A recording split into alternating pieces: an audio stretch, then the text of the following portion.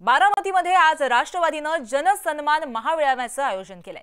या मेळाव्याच्या माध्यमातून अजित पवार हे बारामतीमध्ये शक्ती प्रदर्शन करणार आहेत, तर विधानसभेच्या पार्श्वभूमीवर अजित पवार बारामतीतून रणशिंग फुंकणार आहेत। या मेळाव्याला राष्ट्रवादीचे सगळे पदाधिकारी उपस्थित असणार असल्याचं कळतंय, तर बारामतीच्या मिशन हायस्कूलमध्ये हा कार्यक्रम पार पडणार आहे। याची तयारी सध्या जोरदार सुरू आहे।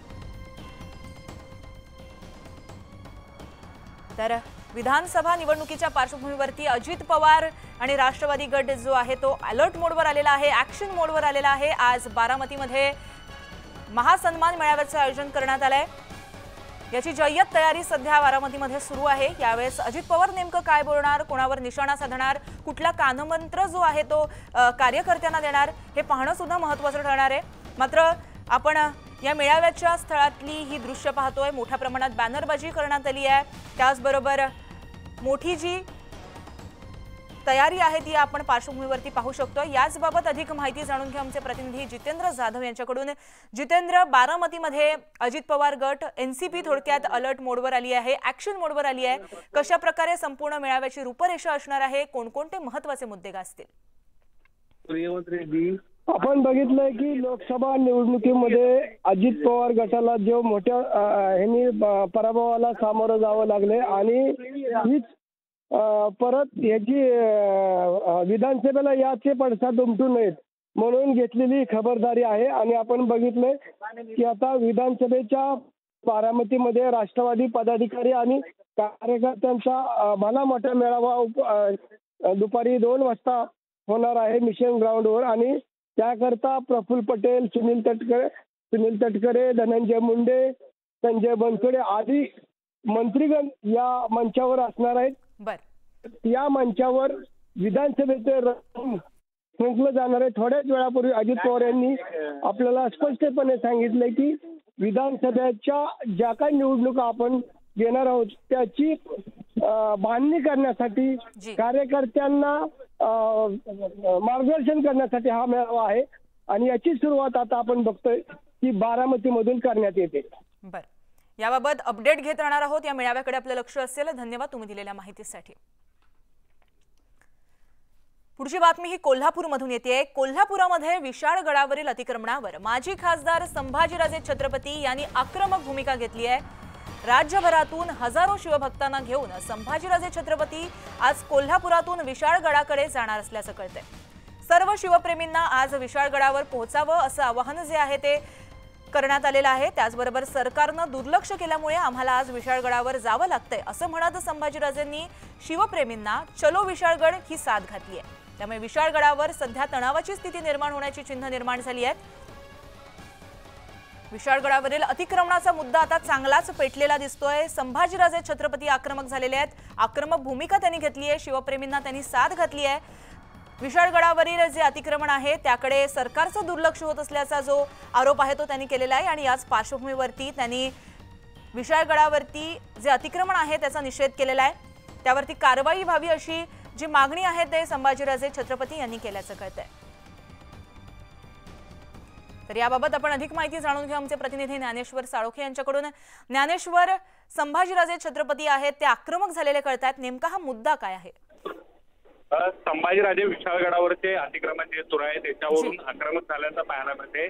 विशाळगडावरती खरं तर 158 प्रकारची अतिक्रमण आहेत आणि विशाळगड अतिक्रमण मुक्त करावा अशा पद्धतीची मागणी घेऊन आहे ते संभाजीराजे गेल्या 1.5 वर्षापासून आहे ते लढा देत आहेत। यापूर्वी अनेक हिंदुत्ववादी संघटनांनी सुद्धा या संदर्भातला लढा दिला होता, मात्र सरकारने अद्याप ही अतिक्रमणे ही काढलेली नाहीत। त्यामुळे संभाजीराजे छत्रपती आक्रमक झाल्याचं पाहायला मिळते आणि त्यामुळे आज त्यांनी हजारो शिवभक्तांना राज्यभरातल्या चलो विशाळगडची हाक दिली होती आणि त्या अनुषंगाने अनेक शिवभक्त आता कोल्हापुरातल्या भवानी मंडपामध्ये जमायला सुरुवात झालेली आहे।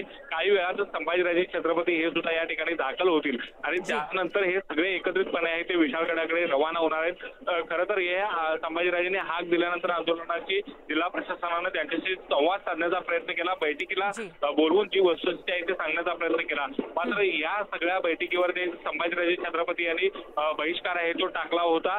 खरं तर जिल्हा प्रशासन खमकी कारवाई करत नसल्याचा आरोप आहे तो संभाजीराजेंचा आहे आणि त्यामुळे संभाजीराजे विशाळगडावरती जाण्यावरती ठाम आहेत। आज आज हजारो शिवभक्तांच्या सह ते जी. विशाळगडावरती धडक देणार आहेत। या सगळ्या पार्श्वभूमीवरती या जिल्ह्यात आज बंदी आदेश आहे तो लागू करण्यात आलेले। जी. याशिवाय विशाळगड मार्गावरती ठिकठिकाणी कडक असा पोलीस बंदोबस्त बरं, सुद्धा नक्कीच तैनात ज्ञानेश्वर, आता सरकारची भूमिका पुढील जी असेल ती पाहणं महत्त्वाचं ठरेल. धन्यवाद तुम्ही दिलेल्या माहितीसाठी. तर पुढची बातमी आहे संजय राऊत यांच्या एका वक्तव्याबाबत. ती म्हणजे राज्यात महाविकास आघाडीचं सरकार येणार, लोकसभेसारखी विधानसभेतही महायुतीला मतदार जागा दाखवतील असा विश्वास जो आहे तो संजय राऊत यांनी व्यक्त केलाय.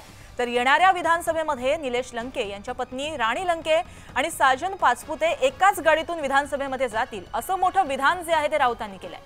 संजय राऊतांनी साजन पाचपुते यांना विधानसभेचे आमदार घोषित केल्यामुळे आता महाविकास आघाडीमध्ये बिघाडीची शक्यता वर्तवली जाते. तर श्रीगोंदामध्ये उभाटाचे नेते साजन पाचपुते यांच्या कार्यालयाच्या उद्घाटनाच्या वेळेस संजय राऊत यांनी हे विधान केलंय. या विधानाची सध्या सर्वत्र चर्चा होतेय. त्यामुळे महाविकास आघाडीत नेमकं आता होणार तरी काय हे पाहणं महत्त्वाचं ठरेल. 40 वर्ष इकडे लोक आमदार आहेत आणि तेही पाचपुते आहेत. पण आता नकली पाचपुत्यांना बाजूला करून असली पाचपुत्यांना आपल्याला आमदार करायचं.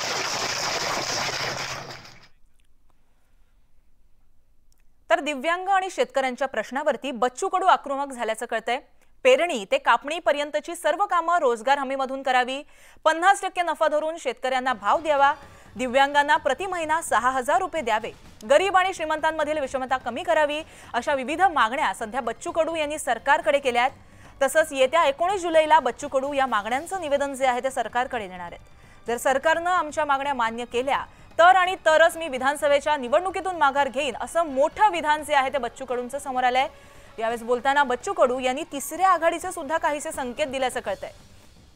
त्यामुळे राजकीय वर्तुळामध्ये त्यांच्या या मागण्यांची आणि त्यांच्या या वक्तव्याची चर्चा होताना दिसतेय. तिसरी आघाडीने शेतकरी, शेतमजूर, कष्टकरी, वंचित यांची आघाडी एक तयार करू. त्याला तिसरी आघाडी नाही, आमची पहिली आघाडी राहील. यांच्या बाकीच्या नंतरच्या आघाड्या आहे.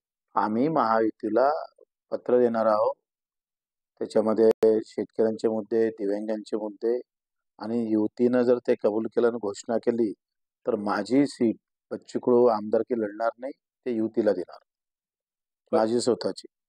त्यांनी जर आमच्या मागण्या पूर्ण केल्या तर लढायची काय गरज आहे? मग तुम्ही निवडणूकच लढता नाही, त्यांनी घोषणा केली तर काय म्हणजे मागणी मागणी आमचं आहे पेरणी ते कापणीपर्यंत सगळे कामं MRHS मध्ये झाले पाहिजे, 50% नफा धरून भाव जाहीर केला पाहिजे, 2 पैकी एक तरी काहीतरी केलं पाहिजे. दिव्यांगांना 6,000 रुपये महिना. तुमच्या शिक्षण आणि आरोग्य ही जी विषमता वाढत चाललेली आहे त्या विषमतेमध्ये जसं शिक्षणामध्ये सुद्धा का आरोग्यामध्ये समता आणणं गरजेचं आहे. जिथं कलेक्टरचं पोट्ट शिकायला जाईल तिथं गरीबाचं मजुराचं पोरगं सुद्धा कामावर गेलं तिथं शिकू शकलं पाहिजे. या सगळ्या मागण्या घेऊन आम्ही 18 प्रकारच्या मागण्या त्यांना देणार आहोत आणि ते जर मान्य केलं तर बच्चू कडू आमदारकीच लढणार नाही. त्यांनी मान्य करून घोषणा केल्या पाहिजे.